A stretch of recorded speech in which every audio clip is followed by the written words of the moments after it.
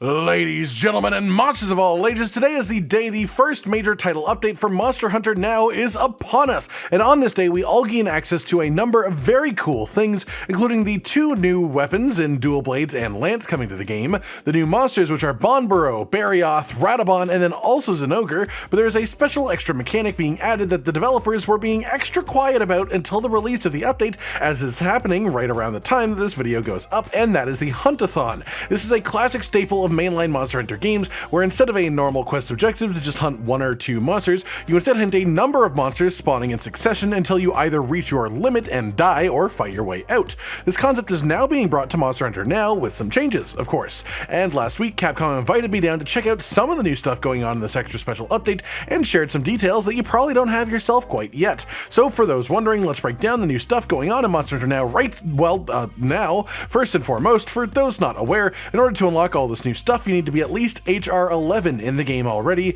and if you are, then you will have a new little side quest chain that will bring you through some of the new stuff and get you acquainted with the changes. As far as the weapons, Dual Blades feel incredible from my time playing them personally, just as fast and reckless and flashy as you would want them to be, really. Especially the special gauge move, which is the Beyblade going down the entire length of the monster, which will of course be especially good on the longer monsters too. Then you also have Lance, which feels quite good, but in a sort of opposite way. It's like an absolute brick wall of a tank that you just poke out from behind whenever you get the chance. You also get sort of perfect guard moments, and your perfect evades are really solid too.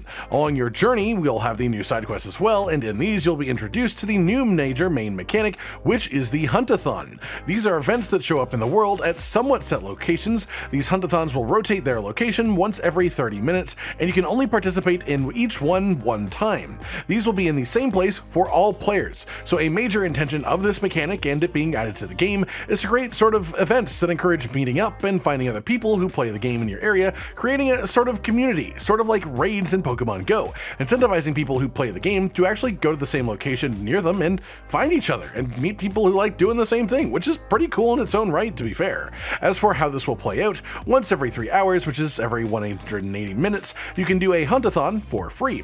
Given that they respawn every 30 minutes though, you can still do more, but you do have to buy a ticket with gems in the shop to do the more frequent ones. Obviously, this is not really great in my opinion. I get that they have to make money somehow, but given how big of a bottleneck there already is on inventory space and healing in the game, limiting your ability to do the actual gameplay bits is far from ideal to me. But again, we are just going over the details of the event so that you understand what it will actually be.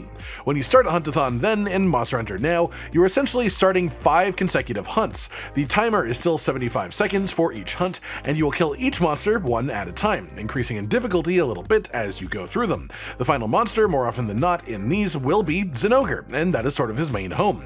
Many of you might have seen that little note that Niantic put out when taking balance changes, where they said that Zinogre would only be available in the urgent quests and in certain events. Most people assumed that that meant the limited time events, like with Pink Rathian or Black Diablos, where they're actually only in for like a week at a time, but in actuality what they were referring to is the hunt-a-thon. They just wanted to keep this concept a surprise until closer to the actual update release. That said, while I did get to try out the new weapons when I was at the Capcom private event, I did not get to check out the hunt-a-thons themselves, as they just weren't quite finished yet to be properly in the game. So while I have quite the lengthy opinions on the weapons themselves, as we've talked about already before, the hunt-a-thons I know the details of, but have not been hands-on with myself yet either, so I don't really have a fully formed opinion on them to share.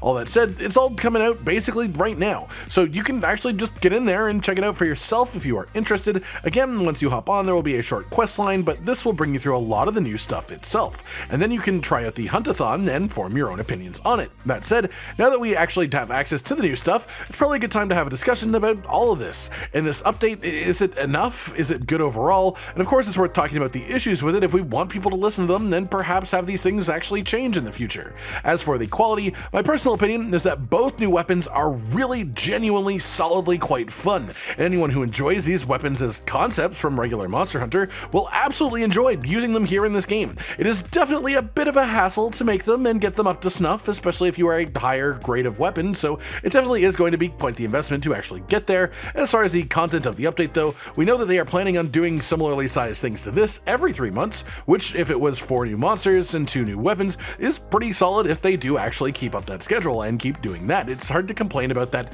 conceptually at least, especially if it comes with a new way to hunt every time, like this time is with the hunt-a-thons. Now that we've gotten the positive bits out of the way, I do of course have to talk talk about the main negative, which is that hunt-a-thons spawn every half hour, but you can only do them free once per every 3 hours, which means you can do about 1/6 of all hunt-a-thon spawns without paying, and that just seems like an incredibly tiny percentage. Again, I understand the need to make money. That is just a thing. It's part of how this game is going to be, but this is really backwards to me.